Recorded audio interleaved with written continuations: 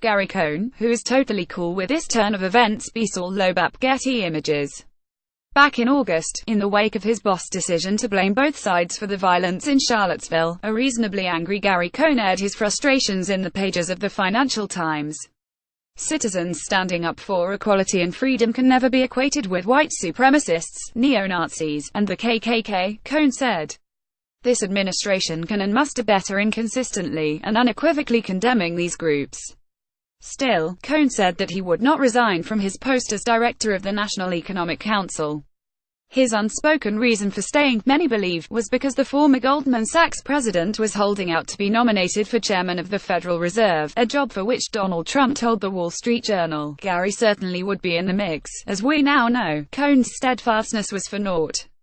Later today, Trump is expected to nominate Jerome Powell to succeed Janet Yellen when her term ends in February, a turn of events that can be attributed to Cohn's spirited FT interview. Almost immediately afterward, reports surfaced that Trump was simmering with displeasure over what he considered personal disloyalty from Cohn, finding ways to slight to him that included delivering a speech on tax reform and shouting out the many distinguished guests assembled, but leaving Cohn out. Trump was said to grow agitated at the mere mention of Cohn's name and, as recently as October, stared straight ahead while Cohn was trying to speak with him at a black-tie dinner honoring Melania Trump.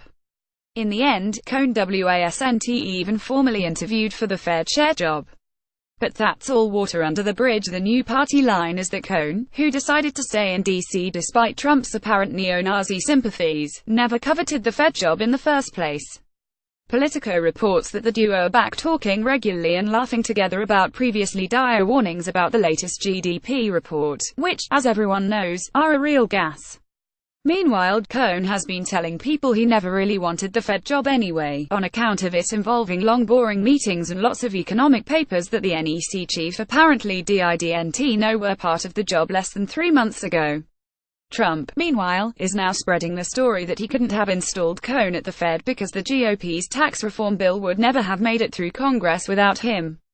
Cohn also appears to be in the early stages of rehabbing his image in preparation for his eventual White House exit. Despite reiterating on Thursday that his relationship with the president is as strong as ever, and that he'll stay in his job as long as I possibly can, he also noted that he is still a Democrat.